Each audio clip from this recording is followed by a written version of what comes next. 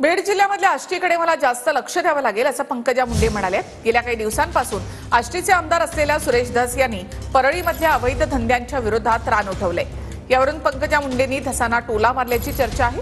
तर पंकजा मुंडेंनी त्यांच्या मतदारसंघात लक्ष द्यावं, तिकडे सगळं हायजॅक झाल्याचं सुरेश धस यांनी म्हटलंय।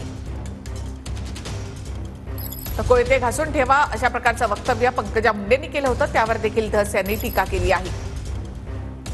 आष्टीमध्ये मला सारखं यावं लागेल असं पंकजा मुंडे म्हणाल्या होत्या, मात्र तुम्ही तुमच्या मतदारसंघात लक्ष ठेवा असा पलटवार सुरेश धस यांनी केलाय। बीड तर माझाच आहे। बीडमध्ये आता आष्टीत जास्त प्रेम करावं लागेल मला। आता काय ते परळी तिकडं राष्ट्रवादीला गेला, आता हे भारतीय जनता पार्टीचा मतदारसंघ आहे, तर मला जर जास्त काकांवर प्रेम करावं लागेल काय? तर सारखं मला यावं लागेल, चालेल ना? देताल ना भाकरी भाजी काही? हो, भाजपचाच आहे, जास्तीचे लक्ष द्या, आमची काही हरकत नाही, परंतु तुमचा मूळ मतदारसंघ आहे तिकडे जास्त लक्ष द्या, तिथलं सगळंच हायजॅक झालंय। इलेक्शन मध्ये भाजप गंधर्व विवाह मतदारसंघ होता आणि आता पवित्र विवाह कसा झाला?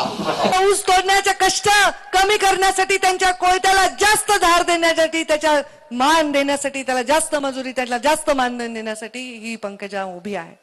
आता मी कोयत्याला धार म्हणलं की कुणी लावणारे काही लावते, काही लावत नाही ते बाबांनो।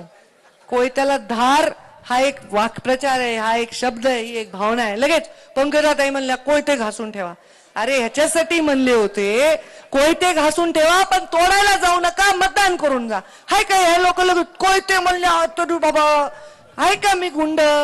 म्हणजे गुंडाला गुंड आहे, ते घालत नाही कोणा गुंडाला। मी गुंडाला गुंड आहे, बंडाला बंड आहे, पण गरीब माणसाकडे माझी बघण्याची नजर ती पिलाकडे पक्षाची बघण्याची नजर आहे, तशीच नजर आहे।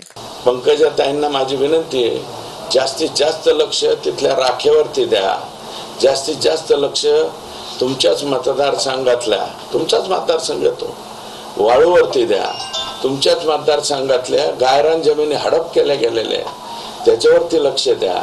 आमच्यावरती कशाला? आम्ही किरकोळ लोक आहेत, गरीब माणसं आहेत, आमच्यावर धोपाटा टाकून काय उपयोग व्हायचा तुम्हाला?